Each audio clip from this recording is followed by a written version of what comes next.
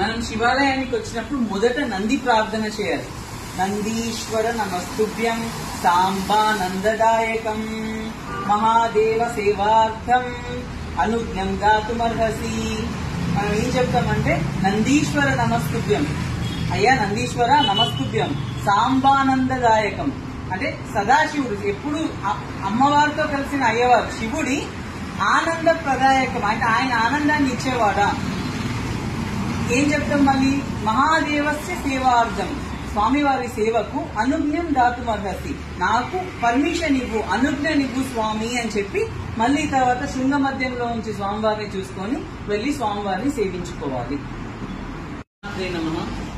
మనము కైలాసంలో ఉన్న శివుణ్ణి పార్వతీ పరమేశ్వరుని దర్శనం చేసుకునే ఫలితము ఒక శివాలయంలోకి వెళ్లి దర్శనం చేసుకుంటే మనకు కలగాలంటే మనకు నంది శృంగముల నుంచి దర్శనం చేసుకుంటే ఆ ఫలితం కలుగుతుంది. ఏం చేయాలంటే